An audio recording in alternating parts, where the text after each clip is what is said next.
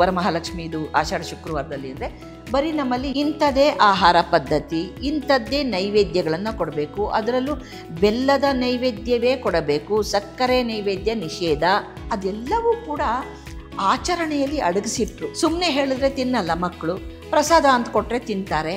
ಇದನ್ನೆಲ್ಲ ಅರ್ಥ ಮಾಡಿಕೊಂಡು ಆಷಾಢವನ್ನು ಆಚರಣೆ ಮಾಡಿದ್ರೆ ಎಷ್ಟು ಚೆನ್ನಾಗಿರುತ್ತಲ್ವಾ.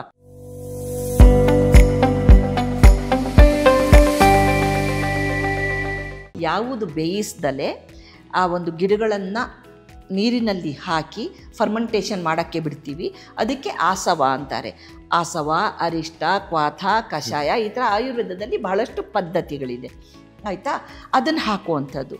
ಈಗ ಆಷಾಢದಲ್ಲಿ ಏನು ಮಾಡಬೇಕಿತ್ತು, ವರಮಹಾಲಕ್ಷ್ಮಿದು ಆಷಾಢ ಶುಕ್ರವಾರದಲ್ಲಿ ಅಂದರೆ ಬರೀ ನಮ್ಮಲ್ಲಿ ಎಲೆ ಇಟ್ಬಿಡ್ತಾರಲ್ವ ಮಕ್ಕಳು, ಆದರೆ ಅದರೊಳಗಡೆ ಪಂಚಪಲ್ಲವಗಳನ್ನು ಹಾಕಿ ಅದರ ತೀರ್ಥವನ್ನು ಸೇವನೆ ಮಾಡಿದಾಗ ಏನಾಗುತ್ತೆ, ನಿಮಗೆ ತೀರ್ಥ ಸೇವನೆ ಮಾಡಿದಾಗ ಅದು ಪ್ರತಿ ಶುಕ್ರವಾರ ಒಂದು ಮೆಡಿಸಿನಲ್ ಡೋಸ್, ಇದು ಲಸಿಕೆ ಹಾಕಿಸ್ಕೊಳ್ತೀವಲ್ಲ ಆ ರೀತಿಯಲ್ಲಿ ಶರೀರದಲ್ಲಿ ಅದು ಹೋಗಿ ಸದುಪಯೋಗ ಮಾಡೋದು ಅದರ ರಸಗಳು. ಅದರ ಜೊತೆಗೆ ಇಂಥದ್ದೇ ಆಹಾರ ಪದ್ಧತಿ, ಇಂಥದ್ದೇ ನೈವೇದ್ಯಗಳನ್ನು ಕೊಡಬೇಕು, ಅದರಲ್ಲೂ ಬೆಲ್ಲದ ನೈವೇದ್ಯವೇ ಕೊಡಬೇಕು, ಸಕ್ಕರೆ ನೈವೇದ್ಯ ನಿಷೇಧ, ಇದೆಲ್ಲ ಇದೆಯಲ್ವಾ ಪದ್ಧತಿ. ಬೆಲ್ಲದ ನೈವೇದ್ಯ ಅಂದರೆ ಬೆಲ್ಲದಲ್ಲಿ ಮಾಡಿದ ಸಿಹಿ ಪದಾರ್ಥಗಳ ನೈವೇದ್ಯವೇ ದೇವರಿಗೆ ಹಚ್ಚೋದು ಅಂತ ಹೇಳ್ತೀವಿ. ಯಾಕೆಂದರೆ ಬೆಲ್ಲ ತಯಾರು ಮಾಡುವಾಗ ಸುಣ್ಣವನ್ನು ಬೆರೆಸ್ತಾ ಇದ್ರು. ಸುಣ್ಣವನ್ನು ಬೆರೆಸಾದ್ಮೇಲೆ ಸಗಣಿ ನೆಲದ ಮೇಲೆ ಹುಯ್ಯೋರು ಅದನ್ನು. ಆ ಪಾಕ ಬಂದಮೇಲೆ ಸಗಣಿ ಬಳದ ನೆಲದ ಮೇಲೆ ಹುಯ್ಯೋದು ಅಂದರೆ ಸುರಿಯೋರು ಬೆಲ್ಲದ ಪಾಕನ. ಆ ಸಗಣಿ ಜೊತೆ ಅದು ರೋಲ್ ಆಗೋದು. ಈಗ ಪಂಚಗವ್ಯದಲ್ಲಿ ಸ್ವಲ್ಪ ಸಗಣಿ ಕೂಡ ಹಾಕ್ತಾರೆ, ಗೋಮೂತ್ರ ಹಾಕ್ತಾರೆ. ಪಂಚಗವ್ಯ ಅಂದರೆ ತೀರ್ಥ ಮಾಡುವಾಗ, ಪಂಚಗವ್ಯ ಮಾಡುವಾಗ ಅದನ್ನೆಲ್ಲ ಬಳಸ್ತಾರೆ. ದನದ ಸಗಣಿಯನ್ನು ಕೂಡ ಹಾಕ್ತಾರೆ, ಕಲಿಸ್ತಾರೆ. ಅಂದಾಗ ಅದರಲ್ಲಿ ಹಾಕಿದಾಗ ಬೆಲ್ಲ ಅದು ಒಂದು ಸ್ವಯಂ ಆಯುರ್ವೇದದ ಒಂದು ತಿನಿಸಾಗಿರೋದು.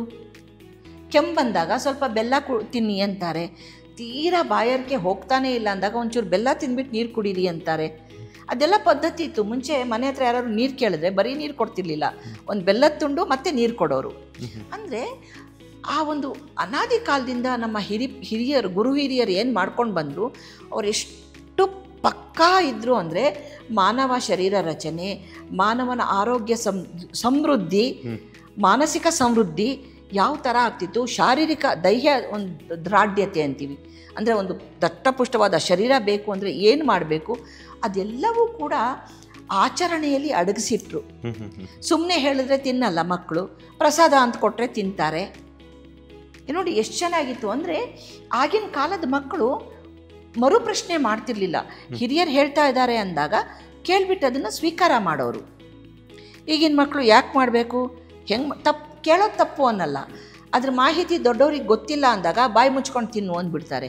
ಆವಾಗ ಆ ಮಕ್ಕಳಲ್ಲಿ ಆ ವಿಶ್ವಾಸ ಹೊರಟೋಗುತ್ತೆ, ನಂಬಿಕೆ ಹೊರಟೋಗುತ್ತೆ. ಮೊದಲಿಗೆ ನಾವು ತಿಳ್ಕೊಳ್ಬೇಕಾಗಿರೋದು ಈ ಹಬ್ಬವನ್ನು ನಾವು ಯಾಕೆ ಆಚರಿಸ್ತಾ ಇದ್ದೀವಿ, ಇದರ ಹಿನ್ನೆಲೆ ಏನು, ಯಾತಕ್ಕೆ ಬಂದಿತ್ತು, ಯಾವ ಕಾಲದಲ್ಲಿ ಬಂದಿದೆ, ಈ ಕಾಲದಲ್ಲಿ ಇದೇ ಪದ್ಧತಿಯನ್ನು ಆಚರಣೆ ಮಾಡಬೇಕು ಅಂದರೆ ಇದರ ಹಿನ್ನೆಲೆ ಏನಿತ್ತು ಅನ್ನೋದನ್ನು ನಾವು ತಿಳ್ಕೊಂಡು ಹಬ್ಬಗಳನ್ನು ಆಚರಿಸಿದಾಗ ಎಷ್ಟು ಒಂದು ಖುಷಿ ಕೊಡುತ್ತಲ್ವ.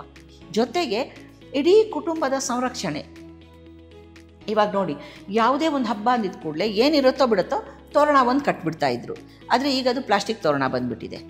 ಎಕ್ಸಾಕ್ಟ್ಲಿ ಅಲ್ವಾ. ತೋರಣ ಯಾಕೆ ಕಟ್ತಾ ಇದ್ರು, ಮಾವಿನ ಎಲೆಯನ್ನೇ ಯಾಕೆ ಕಟ್ತಾ ಇದ್ರು ಅಂದರೆ ಅದು ಅದರಲ್ಲಿರುವ ತೇವಾಂಶ, ಅಂದರೆ ಹಸಿರು ಎಲೆಯ ತೇವಾಂಶ ಒಣಗ್ತಾ ಗಾಳಿಯಲ್ಲಿ ಅದು ವಿಸರ್ಜಿತ ಆಗಿರೋದು. ಅದು ಒಂದು ತೆಳುವಾದ ಪರ್ದೆ ಥರ ಕ್ರಿಯೇಟ್ ಆಗಿರೋದು, ಒಂದು ಆರಾ ಅಂತೀವಿ, ಪ್ರಭಾವಳಿ ಥರ. ಅಲ್ಲೇ ನಮಗೆ ಎಷ್ಟೋ ಬೇಡವಾದ ಬ್ಯಾಕ್ಟೀರಿಯಾ ಒಳಗೆ ಬರಕ್ಕೆ ಬಿಡ್ತಿರ್ಲಿಲ್ಲ. ಎರಡನೇದಾಗಿ ಮುಖ್ಯವಾಗಿ ಸೊಳ್ಳೆಗಳನ್ನು ಒಳಗೆ ಬರಕ್ಕೆ ಬಿಡ್ತಿರ್ಲಿಲ್ಲ. ಓಕೆ. ಹಾಗಾಗಿ ತೋರಣಗಳನ್ನು ಕಟ್ಟೋರು, ಅದ್ರ ಜೊತೆಗೆ ಸ್ವಲ್ಪ ಬೇವಿನ ಕುಡಿಗಳನ್ನು ಸಿಕ್ಸೋರು. ತಳಿರು ತೋರಣ, ತಳಿರು ಅಂದರೆ ಬೇವಿನ ಕುಡಿ, ತೋರಣ ಅಂದರೆ ಮಾವಿನ ಎಲೆ, ಅದಕ್ಕೆ ತಳಿರು ತೋರಣ ಅಂತ ಹೇಳೋದು.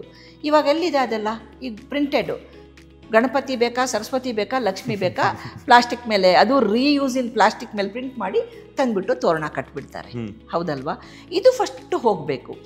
ನೀವು ಎಷ್ಟು ಆಷಾಢ ಅಂದಿದ್ದ ಕೂಡಲೇ ಎಷ್ಟು ಪ್ರಾಮುಖ್ಯತೆ ಕೊಡ್ತೀರಾ.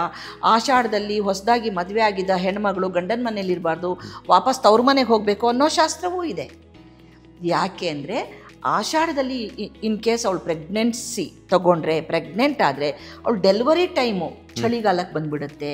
ಅವಾಗ ಅವಳ ಆರೋಗ್ಯದಲ್ಲಿ ತೊಂದರೆ ಕಾಣುತ್ತೆ.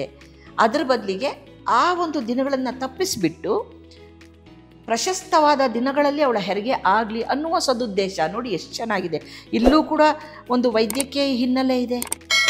ಇದನ್ನೆಲ್ಲ ಅರ್ಥ ಮಾಡಿಕೊಂಡು ಆಷಾಢವನ್ನು ಆಚರಣೆ ಮಾಡಿದ್ರೆ ಎಷ್ಟು ಚೆನ್ನಾಗಿರುತ್ತಲ್ವಾ. ಲೇಟೆಸ್ಟ್ ಹಾಗೂ ಇಂಟ್ರೆಸ್ಟಿಂಗ್ ಸುದ್ದಿಗಳಿಗಾಗಿ ಬಾಸ್ ಟಿವಿ ಕನ್ನಡ ಚಾನೆಲ್ನ ಸಬ್ಸ್ಕ್ರೈಬ್ ಮಾಡಿ. ಹಾಗೆಯೇ ಬೆಲ್ ಐಕಾನ್ ಪ್ರೆಸ್ ಮಾಡಿ. ಇದರ ಜೊತೆಗೆ ಫೇಸ್ಬುಕ್, ಇನ್ಸ್ಟಾಗ್ರಾಮ್, ಎಕ್ಸ್ ನಲ್ಲೂ ಮಿಸ್ ಮಾಡದೆ ಫಾಲೋ ಮಾಡಿ.